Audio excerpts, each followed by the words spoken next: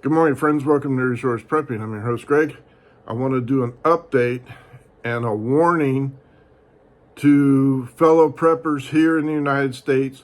You should be on alert as of now. And I don't say that lightly.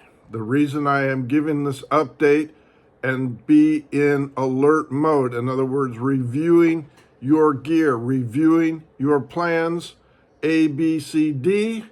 What if this happens, that happens? What if we're on the road? Because it is summertime, vacation time, and everything else.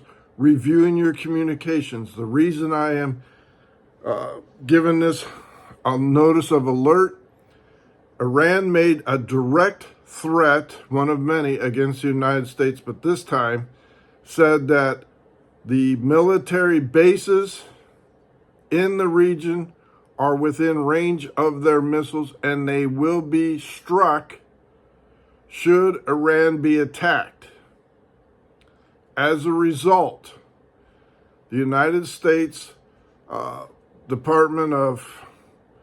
Military Department has, and the Department of Diplomacy is what I'm Diplomatic Corps is one of the words I'm looking for, has issued an evacuation notice to all non-essential personnel on the military bases, the diplomatic corps, the diplomatic offices are to be evacuated, leaving only direct military personnel and support in the region. Family, friends, attachés, everything are to be evacuated now.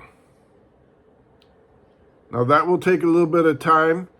But if the talks fail this Sunday, and they will, because Iran has said we will not stop enriching uranium. This is our goal. This is what we're going to do. The Ayatollah has made his decree and saying we will wipe out Israel, period. That is our mandate, for lack of another word. We will wipe out Israel off the face of this earth, kill all the Jews that we can, and go down fighting. Now, Israel has stepped up and said, all right, if the talks fail this Sunday, and they will, if the talks fail this Sunday, we are prepared to strike uranium enrichment facilities above and below ground on our own, with or without the United States permission and assistance. That's huge. That's real huge. We have come now to the time where war in the Middle East is a very real possibility, not just skirmishes. We're talking real war. Iran's allies, some of them in Syria, Lebanon, and surrounding areas, may jump in to give Iran assistance, especially Russia, because Iran has been supplying Russia with drones and missiles and ammunition. So this could drag in a lot of possibilities, including China as well. It is no coincidence